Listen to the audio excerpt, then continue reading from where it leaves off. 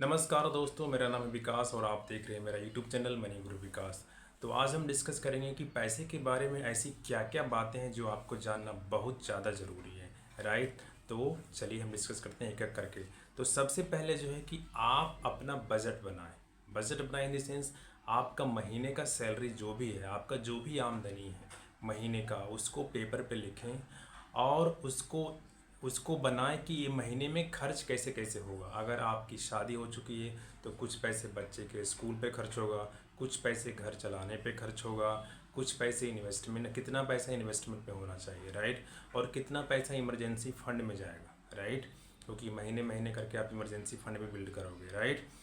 तो ये आपको करना है सबसे पहले, यानी बजट बनाना है। बजट का मतलब है कि पैसा कहाँ कहाँ कैसे कैसे खर्च होगा, पैसा वेस्ट नहीं होना चाहिए, राइट। तो सबसे पहला तो ये बात है। दूसरा है कि अगर आप क्रेडिट कार्ड यूज करते हैं तो क्रेडिट कार्ड जब बिल आता है तो आप ट्राई करें कि मिनिमम जो जो जो पेमेंट करना होता है, मिनिमम अमाउंट जो पेमेंट करना होता है उसको नहीं करके पूरा फुल पेमेंट एक बार करें। इससे अगर आप ऐसा नहीं करेंगे तो आपको हो सकता है कि आपको रियलाइज होगा बाद में जा कर के कि आपने, अगर आपका सामान 25,000 का था तो आपको 50,000 पे करना पड़ रहा है, राइट। तो इससे बचें, मिनिमम मिनिमम पेमेंट से बचें, आप मैक्सिमम पेमेंट करें, जितना कोशिश करें कि फुल पेमेंट करें, राइट। तो ये करना आप क्रेडिट कार्ड अगर आप यूज करते हैं तो।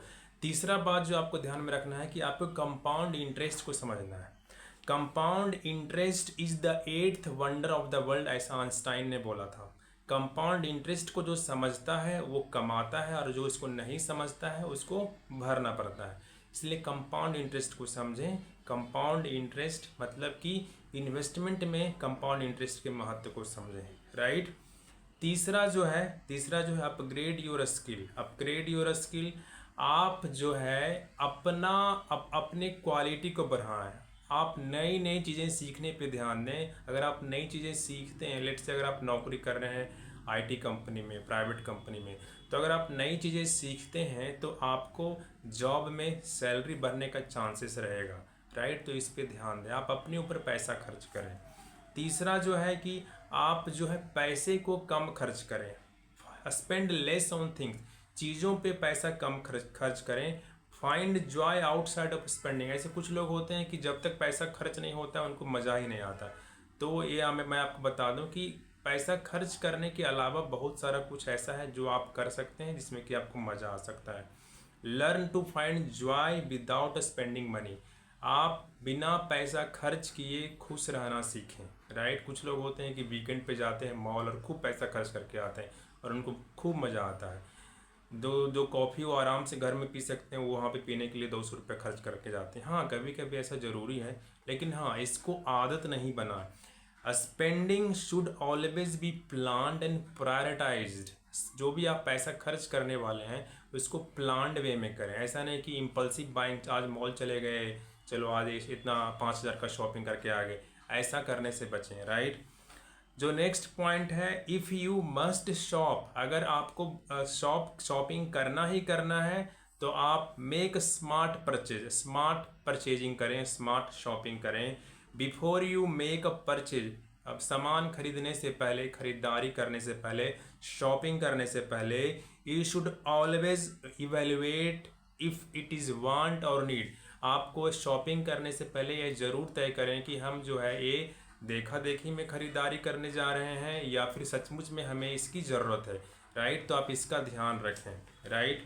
Learn to cook at home, आप खाना बनाना घर पे सीखें। नहीं तो क्या होगा कि अब अगर आपको कभी अकेले रहने का मौका अगर मिलता है या अकेले रहना पड़ता है तो आप क्या करेंगे, हमेशा आप स्विगी और जोमेटो से खाना मंगाएंगे या फिर आप बाहर में खाना खाना चाहेंगे, राइट। और बाहर में अगर आप खाना खाने जाएंगे, रोज़ खाएंगे, तो आपको बहुत सारा पैसा खर्च हो जाएगा एक महीने में, राइट।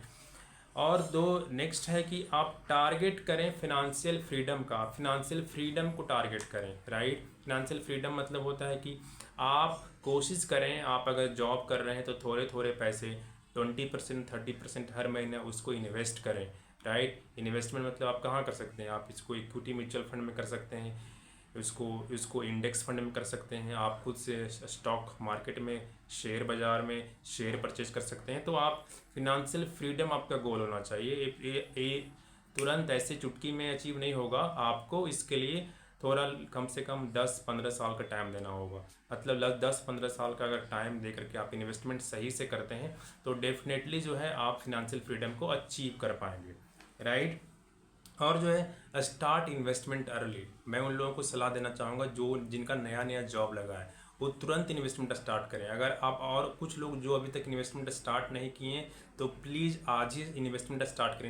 इन्वेस्टमेंट आप कहाँ पे स्टार्ट कर सकते हैं? इन्वेस्टमेंट आप स्टार्ट कर सकते हैं म्यूचुअल फंड में, तो तुरंत के स्टार्ट कर सकते हैं। म्यूचुअल फंड में अगर आपको आइडिया नहीं है तो आप अपने फिनेंशियल एडवाइजर कहाँ मिलेगा आपको? फिनेंशियल एडवाइजर आपको, अगर बैंक चले जाइएगा, बैंक वाले को बोलिएगा, बैंकर को, कि मुझे म्यूचुअल फंड में इन्वेस्टमेंट स्टार्ट करना है, भैया मुझे कुछ म्यूचुअल फंड का नाम सजेस्ट कीजिए, मुझे स्टार्ट करना है। और वो जो नाम सजेस्ट करेगा आप उस नाम को गूगल कीजिए और उसका रेटिंग चेक कीजिए। मनी कंट्रोल वेबसाइट पर जाइए, उस अगर 4 स्टार से नीचे है तो उसमें इन्वेस्ट मत कीजिए, 4 स्टार ही रेटिंग होना चाहिए इन्वेस्टमेंट, तब उसमें स्टार्ट कीजिए, राइट। और स्मॉल कैप में अगर इन्वेस्टमेंट आप करते हैं, अगर आपका एज काफ़ी कम है तो कोई दिक्कत नहीं है। आपको स्मॉल कैप में अगर कम से कम लेकिन 5 से 7 साल का इन्वेस्टमेंट के लिए अगर आपके पास समय है तभी चूज कीजिएगा, नहीं तो उसमें रिटर्न फिर आपका ख़राब हो जाएगा। और फिर मिड कैप है, मिड कैप में भी इन्वेस्टमेंट आप कर सकते हैं, और एक इंडेक्स फंड है उसमें भी कर सकते हैं, और एक मल्टी कैप उसमें भी कर सकते हैं। तो इन सब कैटेगरीज में आप अपने फंड मैनेजर से, सॉरी इन्वेस्टमेंट एडवाइज़र से आप बात कीजिएगा और उसको पूछिएगा, और फिर आप गूगल कीजिएगा म्यूचुअल फंड का नाम, राइट। और 4 स्टार से कम रेटिंग होगा तो आप उसे मत लीजिएगा। तो आपको इन्वेस्टमेंट अर्ली स्टार्ट करना है। नेक्स्ट पॉइंट है कि आपको इन्वेस्टमेंट में सबसे जो ज़्यादा जरूरी है वो टाइम है।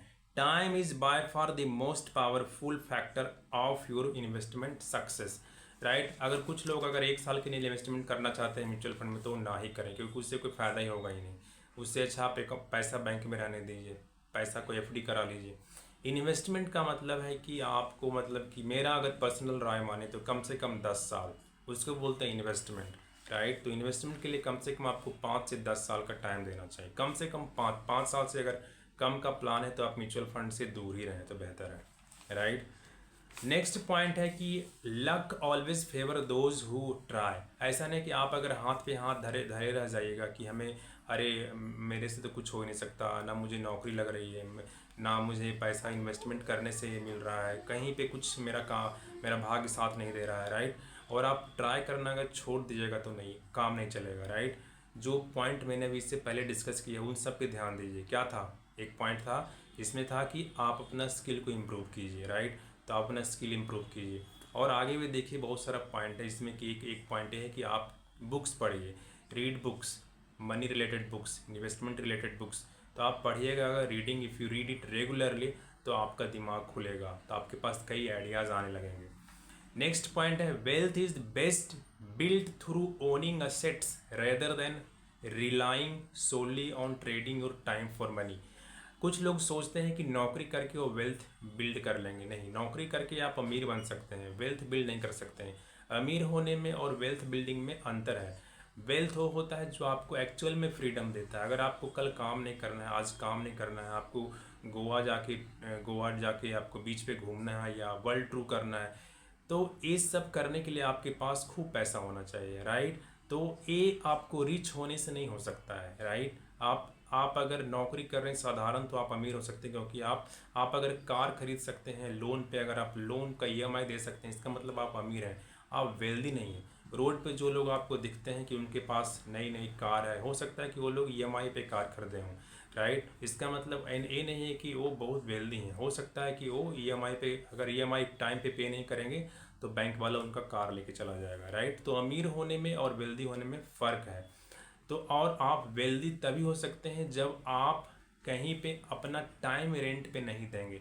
आप जब कुछ बिजनेस को ओन करेंगे, जब कुछ इक्विटी ओन करेंगे, जब कुछ स्टॉक्स ओन करेंगे, कहीं पे आपका इन्वेस्टमेंट होगा, तभी आप वेल्दी हो सकते हैं। आप कहीं नौकरी करके 8 घंटा 9 घंटा अपना टाइम दे करके आप कभी वेल्दी नहीं होने जा रहे हैं, राइट। तो आपका गोल होना चाहिए वेल्दी होना, ना कि थोड़े पैसे होना।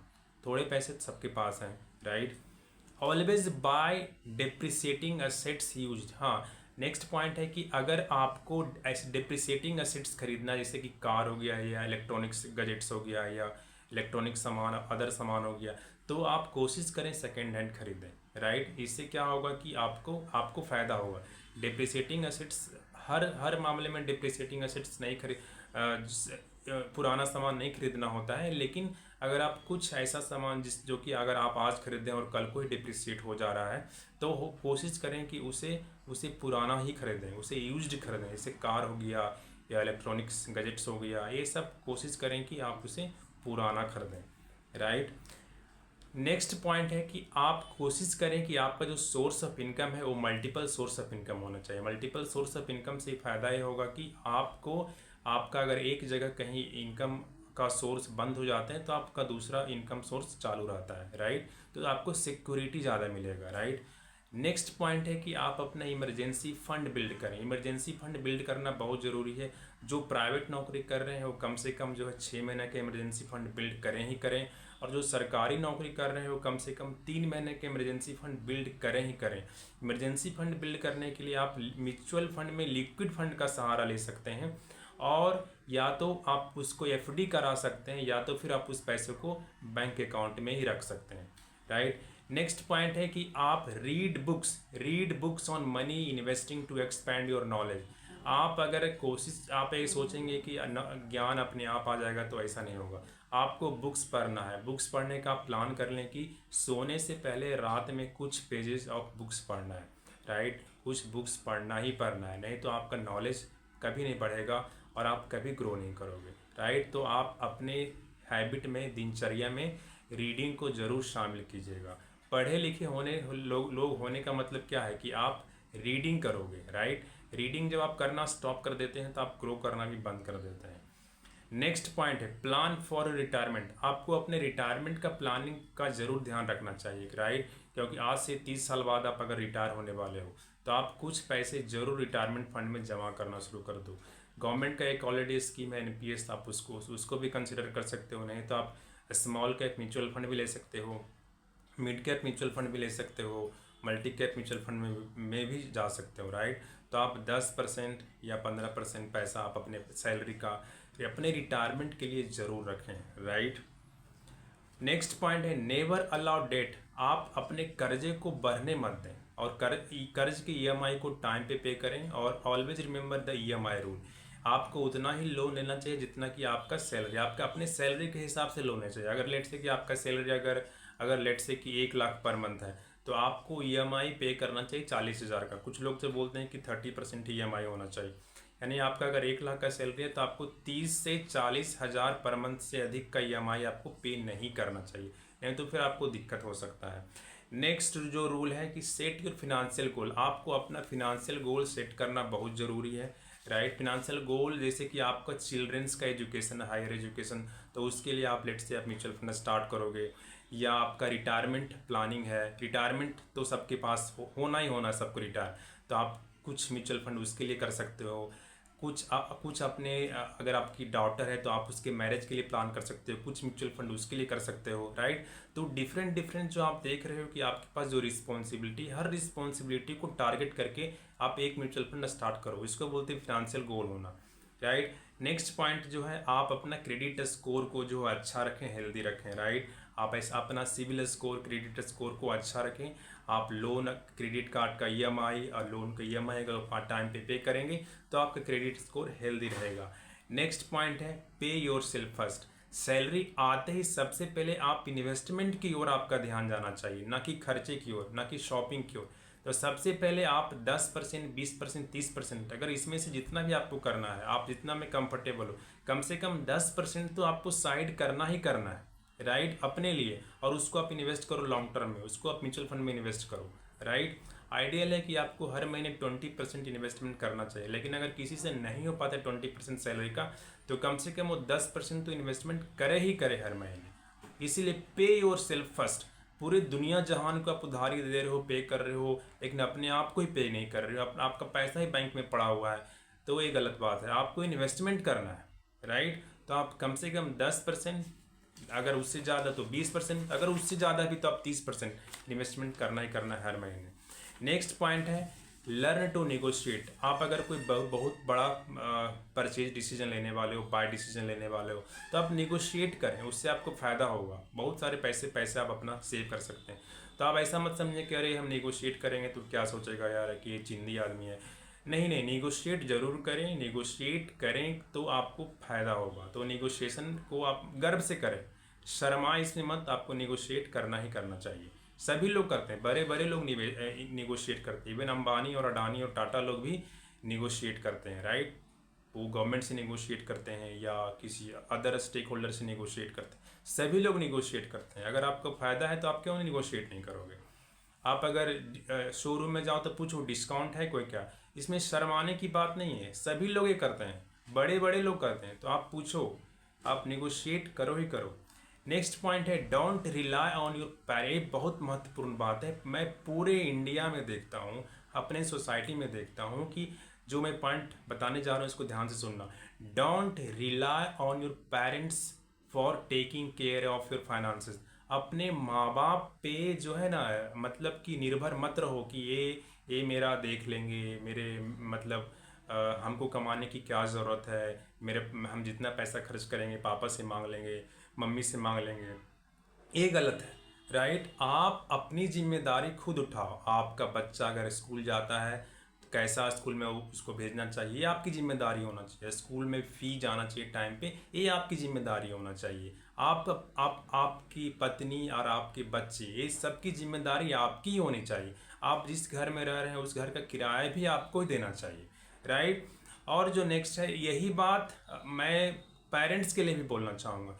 अब आप अगर पेरेंट्स जो लोग भी इस वीडियो को देख रहे हैं, आप भी ये तय करें कि आपको अपने बच्चों पर निर्भर नहीं होना है। इसीलिए तो मैं अभी बताया कि रिटायरमेंट प्लानिंग ज़रूरी है।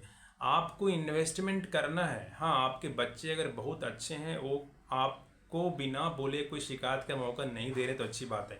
लेकिन आज का जो जनरेशन है, जो यंगर जनरेशन है, जो भी मेरा वीडियो देख रहा है, कृपया आप अपने बच्चों पे रिलाय मत करना। अगर आपका एक बच्चा है तो आप समझो कि मेरा 2 बच्चा है, एक बच्चा आपका इन्वेस्टमेंट होगा। और आपका अगर 2 बच्चा है तो समझो कि मेरा 3 बच्चा है, तीसरा बच्चा आपका इन्वेस्टमेंट होगा। तो इस तरह से आपको इन्वेस्टमेंट करना है। आपको अपने बच्चों पे भरोसा नहीं रखना है कि मेरा बच्चा जो है मेरा फाइनेंसिस देख लेगा, राइट। इसी तरह से लोग अपने माँ बाप पे भी भरोसा मत रखें कि मेरे माँ बाप जो है मेरे फाइनेंसिस देख लेंगे। तो ये दोनों के लिए लागू होता है।